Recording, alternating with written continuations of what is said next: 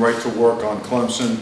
As we do so, always reviewing the film, and certainly there's some good effort on the field and there's some good plays, but the opposite is the self-inflicted wounds that hurt us pretty good. But the approach has been very honest and very basic, is making sure that there's zero self-pity, zero blaming, zero negativity, just work, right? Working on things and finding ways to get better. And that's the only way, that's the only direction that we go as it relates to our team and trying to attain progress. So Clemson, obviously an excellent football team, stacked with talent, very well coached, championship caliber program for a while now, and looking forward to this opportunity coming up on Saturday. So that being said, questions. How do you keep the team, I mean, yeah, in football, obviously you're always looking back a little bit just to correct. You look at film and you're very fair, very critical of yourselves, I know that. Right. You look back and you correct, but how do you keep looking forward to and that, ensuring that 2 losses in a row don't become something that gets swallowed up? Sure, you do it with leadership at all levels. You do it at the coaching level, you do it with the best leaders on your team, you do it with honesty, you do it with transparency. I think if you ever deviate from that is when you create issues. I think what's very clear to us is, yeah, we've made a lot of progress as a team. You know, offensively and defensively, the improvement statistically is staggering. It's really, really good. But we've made some really good plays in some critical moments, and we've hurt ourselves in some critical moments. And that's, when I say I mean at all levels, you know, because we take everything as players and as coaches. And that is very tangible. You know, that's something you could see on film. That's something that you feel, obviously, when the things are good and when you feel the consequences. So I think whenever it's real, then moving forward is something that is, you know, it's never easy, but the challenge and the approach to it is very real. How do you attack improving ball security at this stage in the season? Yeah, you know, it's a question that you feel like you face that question every single year. And you almost feel like you always hear a generic answer, right? You attack that every way you possibly can. You got to see it on film first. How's it showing up? Second part, how do you simulate it in practice, right? How do you get game speed going in practice? Well, you got to practice really hard. How do you get, whether it be the scout team, whether it be the defense, stripping at the ball, knocking it out, giving the type of looks that you're going to feel on game day, and then making it a legitimate competition where you got to hang on to the ball to be able to show and display that you can do that in critical situations. And you got to work it to death, and then you got to make sure that on game day that it shows up. So it's an area that, I guess when I say that it's an area of emphasis, it might be the understatement of the year. We've gotten the results early in the year that we wanted. We haven't in the last few, and all focus is on working on it and getting it better. Your view on when things went sideways in the third quarter, was it primarily because of the turnovers, or what else was the breakdown in your mind? Well, I think it was part of it, right? I mean, they went down the field and scored. You know, we had a bust, you know, down in our area from a coverage standpoint. We compounded the problem with turning the ball right back to them and giving them an opportunity to score again when we were moving the ball very effectively. You know, the last 3 times we touched the ball, 3 of the 4 times we moved it well and scored, including the field goal before the half. When we got the ball, we were moving well. You know, we had an error, and it gave them the momentum back, and we found ourselves playing catch-up the entire time.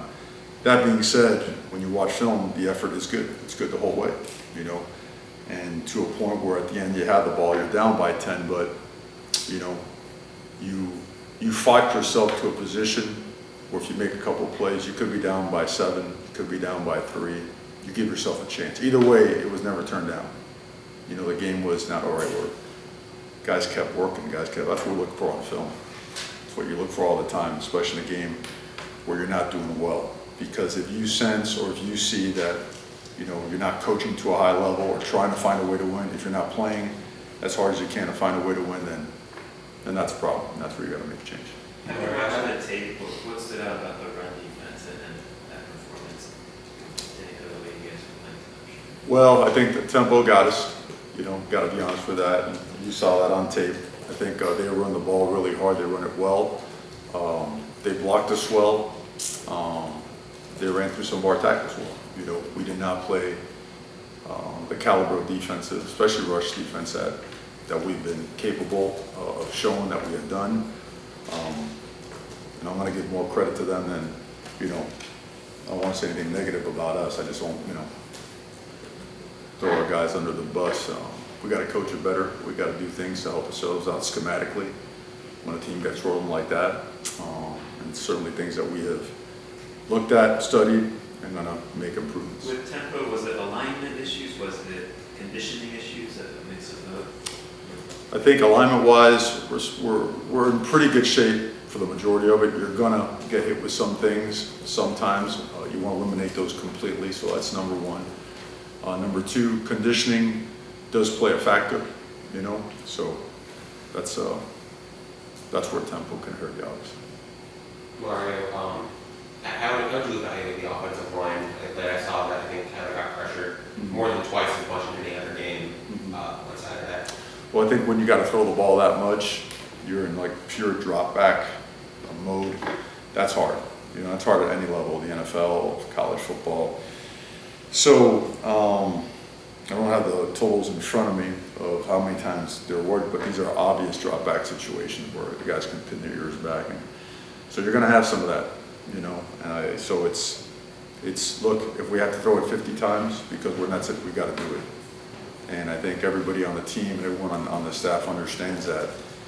You're not going to all of a sudden not do that because you want to protect yourself statistically. That's not it. The only chance we had of winning the game was throwing the ball like we did. We had some breakdowns, but we also did a really good job blocking some of their stunts, their pressures. The good players that they have a high sack total, and for the most part, we did some really good things. And then this question might kind of flow out of that one, but where do you want to improve in the run game? Obviously a tough game Saturday, and Clemson's got a top 10 rush defense. Well, it starts with that, right? The line of scrimmage, first and foremost, finding numbers, angles, leverages that go with that. It's a little bit of everything, right? From the tight ends to the offensive line to what we designed to the running backs, is making sure that we get on track and establishing, not only the run game, but just getting in rhythm offensively. You also have to make sure you're calling plays to give your players a chance. The box is stacked beyond what the numbers that you can block, and the leverages are not there. You may have to throw it around a little bit. But we certainly want to produce at a higher level. Mario, you just mentioned conditioning 6 games into a season. How do you correct that? How do you improve on that area? Get more players playing, more players capable of playing at a higher level, so you could rotate more guys in. We said early in the season that playing time was going to be earned. It just wasn't going to be a birthright where you go in just because you're the next guy. Well, you got to be able to earn that. Now we got to move pieces around and put people in that have earned the right to play. So that's first and foremost. We got to develop more guys. We're not going to use injuries or youth as any kind of excuse. If you're wearing a U on your helmet and on your jersey, we got to get you ready, and that's what the focus is on. Tyler revealed after the game that he was playing through some stuff in his hands and ligaments. He said he's fine, of course. I'm sure you've heard of it now, but I know you don't talk about injuries, but since he brought it up, what's the level of concern with For him playing, 0. Was he banged up in the game? He got banged up. But is he tough? Absolutely. He's really tough. He wants to win. He's ready to win. You kind of alluded to it earlier. You're down 10, and there's not time for 2 scores. There's still a lot, and there's still effort being made on that last drive. You haven't had. It doesn't seem like you've had kids start with it. It seems like there's still a lot of effort and a lot of care. Matthew's reaction from Mexico, Ruben May's reaction the other night. It sounds like more of a question than it's not, but just how important is that part that you have kids that you can see the level of buy-in that they have? And they're not getting the result they want, but you see the buy-in. Yeah, well, that's a big part of the progress. Probably the biggest part, right? The guys that, when the care factor is high and they've seen that they have made progress in so many areas, and it hurts that much, when things aren't going our way. Yeah, that's critically important. You can't have anything without that. And honestly, you can't bring people into the organization that aren't like that. And there was something we had mentioned before. People are easily broken or fold when things get tough. It's the wrong business to be in. And certainly, as you're, progressing as a program, it's the one thing you really got to stay away from. You got to stay away from weak-mindedness, got to be resilient, and most importantly, you got to always stick together. I think that unfortunately, you know, these young men are subjected to a lot of noise all over the place, but I can't recall ever as a high school player, as a college player, ever that being a part of any kind of progress. You know? There's a lot of technical stuff today, obviously, right? So it's like, it's never part of the equation. We don't ever let it, it's never part of like our teaching progression, so it should never infiltrate, you know, our way of doing things. Give it a sec, David, just wait for that. It's on his own. Sorry. Apologies.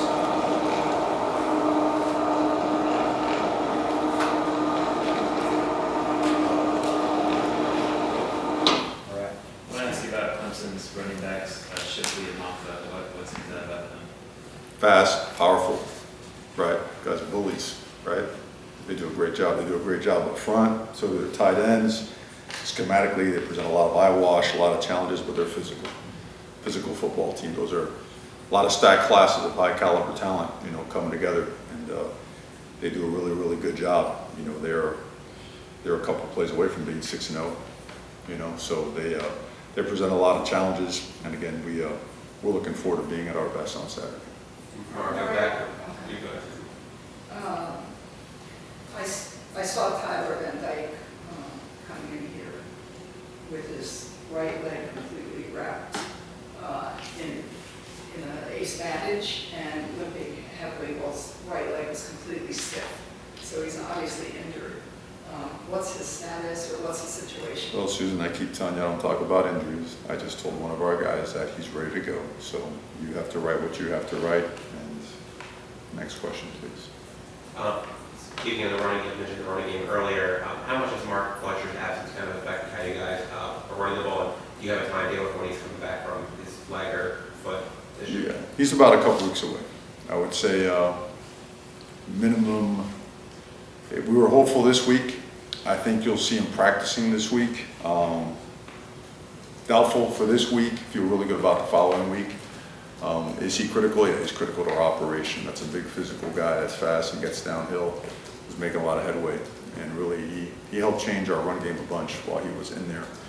And he's missed for a lot of reasons. You know, competition-wise, number one, right? That always keeps the room on edge and on its toes. And he's a really good football player. So, but again, you know, with the guys that we have, we're ready to ride with them. I think they've done a lot of good things, and we stick with our people at home. You know, I think the most important thing a coach can do when he gets in front of a microphone is to make sure that there's no chinks in the operation and, you know, finger pointing and all that other stuff. You know, we got to get better.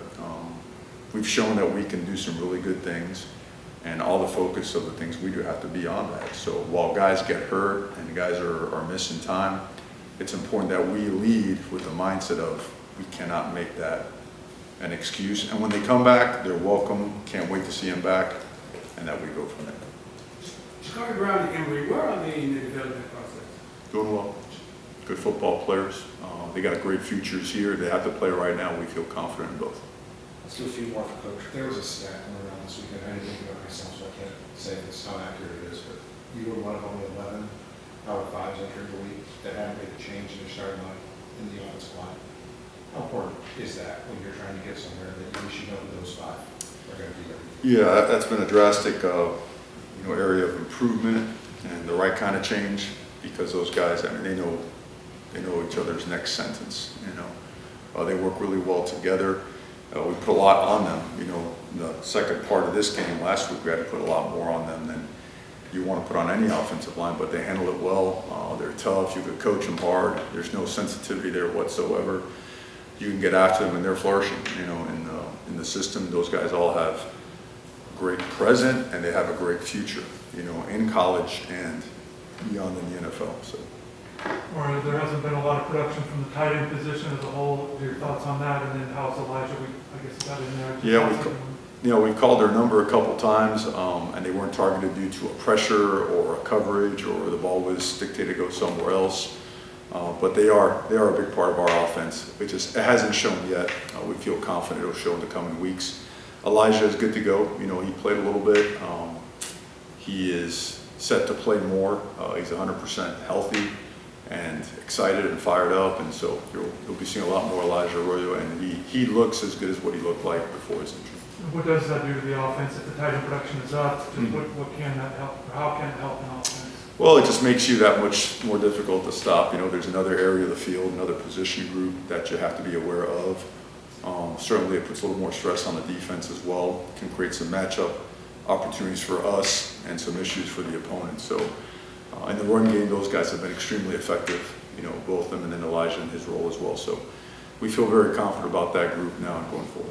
All right, do you get extra time this week with it being fall break, or is the rule still applies? Like, We do, but we got back so late on Saturday. We had to give some of that time for those guys to catch up on rest and catch up on schoolwork, and so it ends up being the same amount of time, you know. So there's not really much of a difference for them. Gives us some extra time for them to be over here and watch more film, some more nutritional opportunities and whatnot. But the rest of the schedule is, once you start the season, the Sunday through Saturday is as is.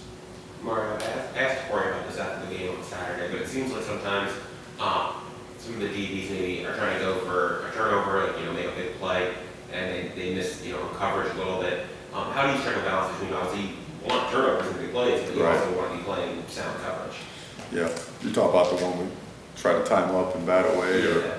well, I mean it